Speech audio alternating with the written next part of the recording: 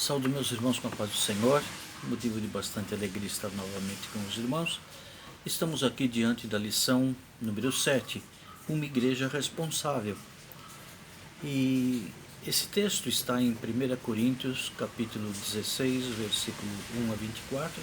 Esse é o último capítulo desta primeira carta aos Coríntios.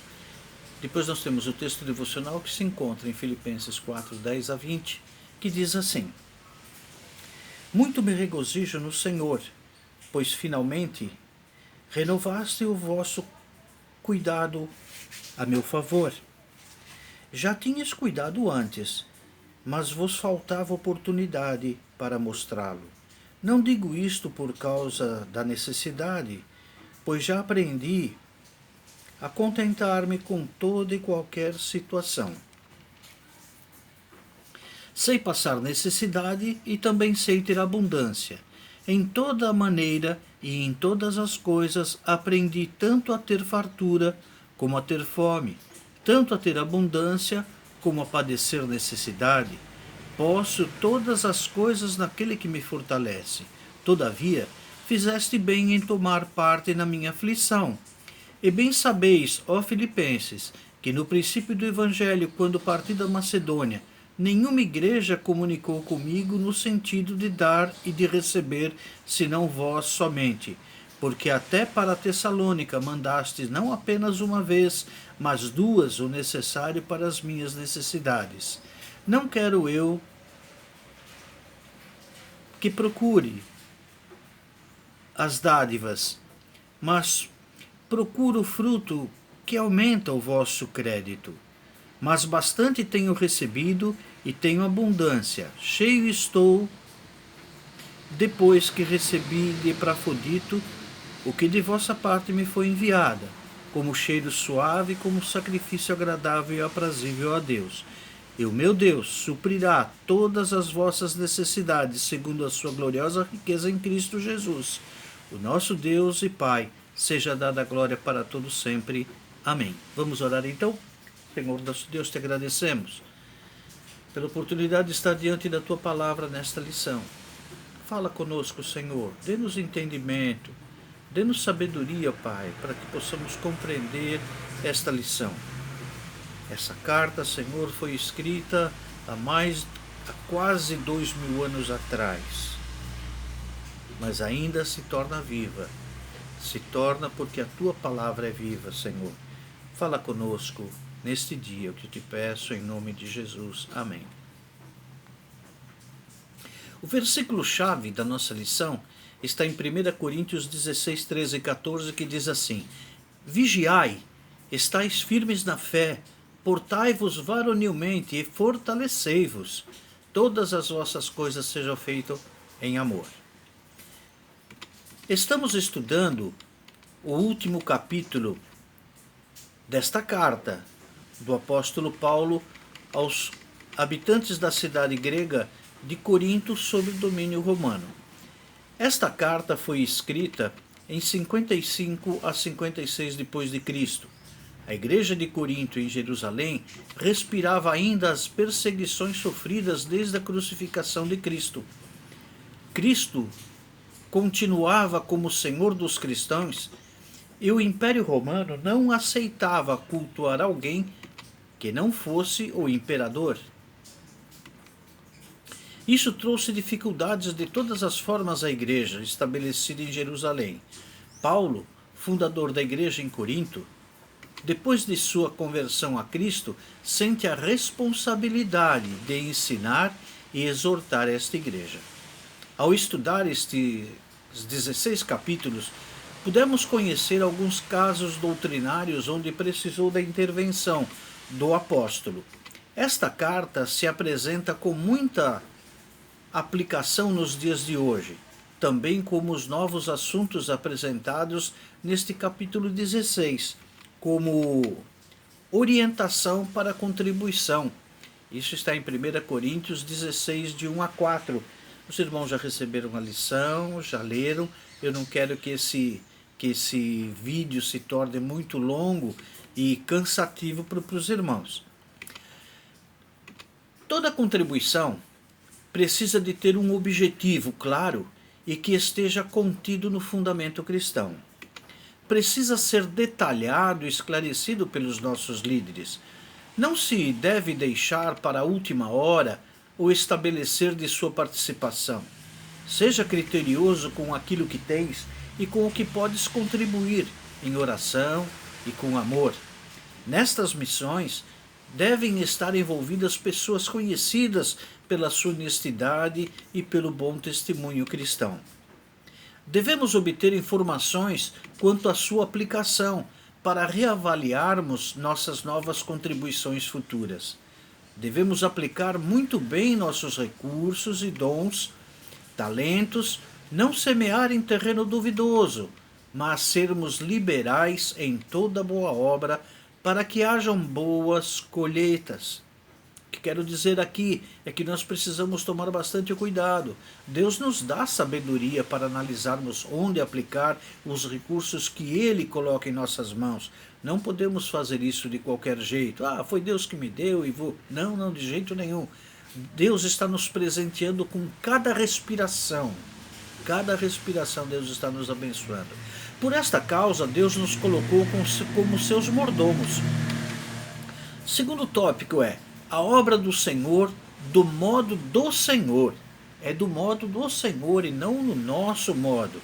Isso está nos versos de 1 Coríntios 16, de 5 a 12 e de 15 a 16. Como administradores de tudo que Deus coloca em nossas mãos, precisamos saber como Ele quer que sejam aplicados. Deus dá a visão a quem tem fé para executá-la. Deus não dá a qualquer um. A quem não quer fazer nada, Deus não dá, mas quem tem fé para executá-la.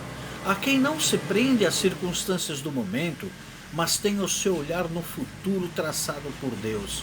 Não se prende nas dificuldades, nas necessidades de agora, mas ele se avança, ele olha no que é traçado por Deus. O tempo de Deus é o agora, e precisamos agora ter o posicionamento para agir.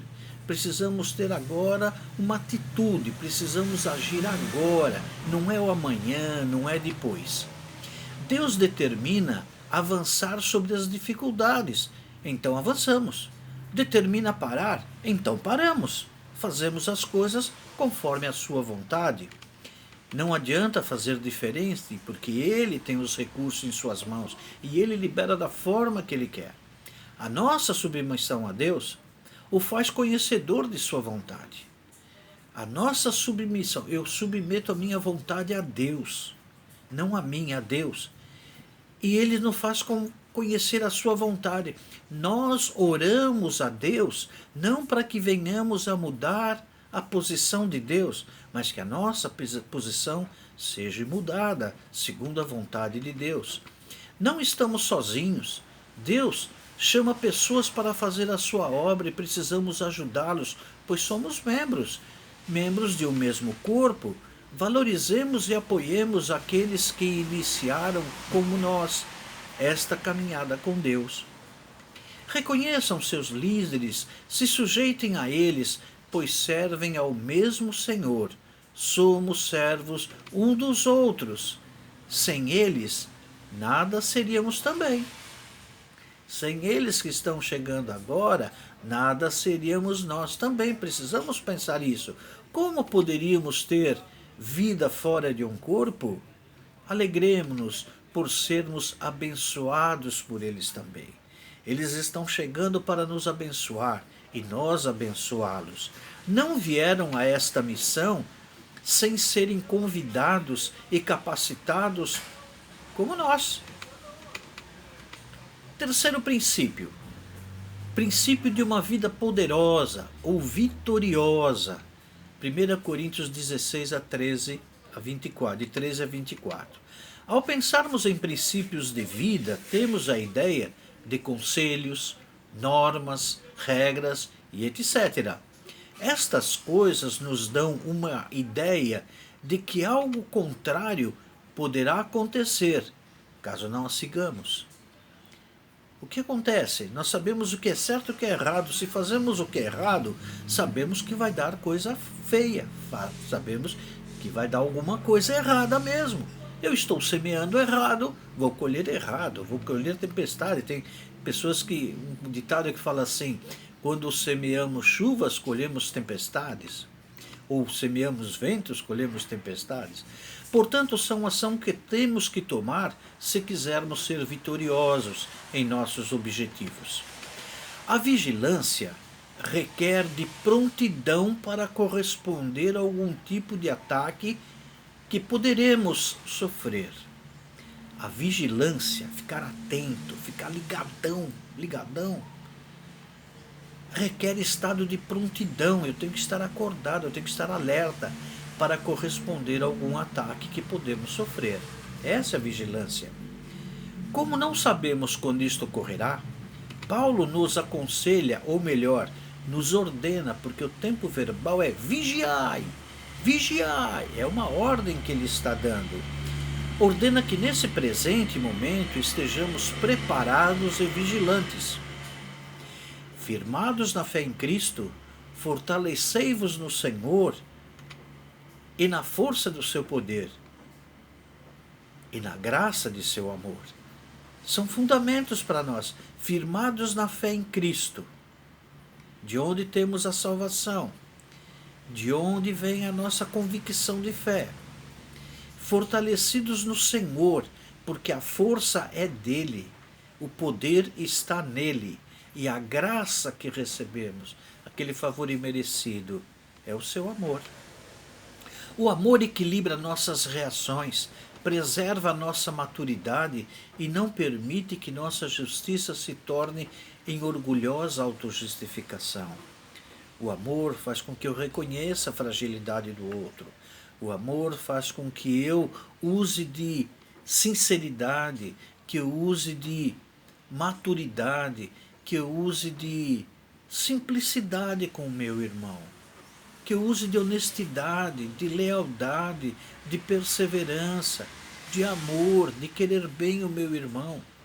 E que esta atitude minha eu não venha reconhecer como, oh, que coisa, como eu sou bom, como eu sou justo, eu não faço nada de errado, eu amo a Deus. Mas sabemos que se amamos a Deus, que não vemos, dizemos isto, como que eu vou amar? Como não vou amar o meu irmão que eu vejo? Ou seja, digo que amo a Deus, mas não amo o meu irmão? Isso é uma utopia, isso é uma mentira muito grande. Outro apóstolo, isto é, Pedro, também fala que precisamos vigiar e não permitir que a nossa ansiedade derrube nossa prontidão.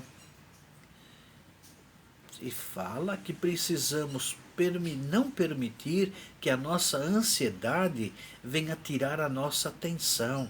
A gente fica olhando muito para a nossa dificuldade, para o nosso problema e esquecemos de estar pronto para as ciladas do nosso inimigo. Contudo, devemos resistir firme na fé, pois desta maneira nosso inimigo não nos derrotará. As aflições que passamos fazem parte deste mundo. O sol nasce para justos e injustos. E todos passarão por isto. Em 1 Pedro 5, de 7 a 9, nós temos esta confirmação. Paulo apresenta saudações de outras igrejas da Ásia, demonstrando a comunhão entre elas. Comunhão esta que foi motivo de mandar ofertas para a igreja de Jerusalém, enviada pelas igrejas da Macedônia e Acaia. 1 Coríntios 16:1, que é o primeiro versículo do nosso capítulo, fala sobre isso, o motivo que ele estava falando sobre as contribuições. O ministério de Paulo estava centrado em fundar igrejas e preparar líderes para organizá-las e pastoreá-las. Seu foco para as igrejas era Maranata, ora vem Senhor Jesus. Que Deus nos abençoe, irmãos, que nós possamos compreender a contribuição, compreender o que é vigiar, compreender de onde vêm as nossas aflições e que vamos passar, compreender que estando em Cristo Ele estará presente nas nossas aflições. Ele não tira os nossos problemas, mas Ele está junto. Porque isso faz parte da nossa humanidade, faz parte da nossa fragilidade. Que Deus nos abençoe, que a palavra do Senhor, lida e exposta, fique guardada em vossos corações e possam frutificar. É o que eu peço e agradeço ao Senhor Jesus por essa oportunidade de estar com os irmãos. Que Deus abençoe. Lembrando que no domingo, às 9h45, se Deus nos permitir, olha o ensinamento de Paulo, se Deus nos permitir, estaremos juntos, virtualmente, enquanto durar essa situação de pandemia. Oremos, irmãos, por aqueles que estão sofrendo. Oremos pelo vizinho que perdeu, pelos nossos irmãos que perdemos, por esse sofrimento tão grande, essa luta tão grande que a gente percebe nesses três poderes da nossa nação. Oremos pela nossa nação. É o que nós desejamos, que o Senhor nos abençoe, que o Senhor nos transforme segundo a tua vontade. Amém.